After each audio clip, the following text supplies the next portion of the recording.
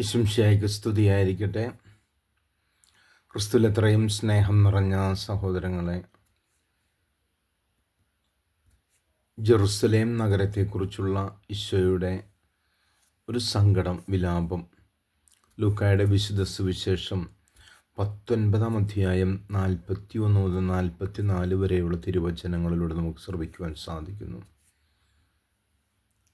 സ്വാർത്ഥത മനസ്സിൽ കൊണ്ടു നടക്കുന്ന മനുഷ്യൻ, അധികാരത്തോടും സമ്പത്തിനോടും കണ്ണുവച്ചിരിക്കുന്ന മനുഷ്യൻ്റെ നാശം, ദൈവിക സാന്നിധ്യമില്ലാതെ തൻകാര്യ മേൽക്കോയ്മയോടെ തൻകാര്യ സാധ്യതകളെ തേടി നടക്കുന്ന മനുഷ്യൻ്റെ ഒരു നാശവും ഇതുതന്നെയായിരിക്കും.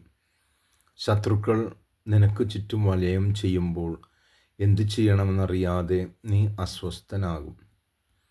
എല്ലാ മനുഷ്യർക്കും അവസാനം ഒരു ദിനമുണ്ട്.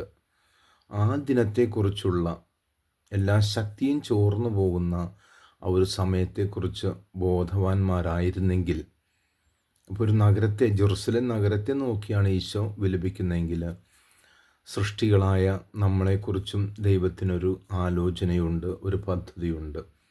അതുകൊണ്ട് ക്ഷേമത്തിനായി സകലതും ആഗ്രഹിക്കുമ്പോൾ ദൈവിക സാന്നിധ്യമില്ലാതെ നമ്മുടെ അസ്തിത്വം, നമ്മുടെ ഉണ്മ അത് നശിച്ചു പോകാതിരിക്കുവാൻ ശ്രദ്ധയുള്ളവരാകട്ടെ. ഈ സുവിശേഷ ഭാഗം നമ്മെ ക്ഷണിക്കുന്ന ആന്തരിക അർത്ഥത്തിലേക്ക് പരിശുദ്ധാത്മ നയിക്കട്ടെ. ആമേൻ.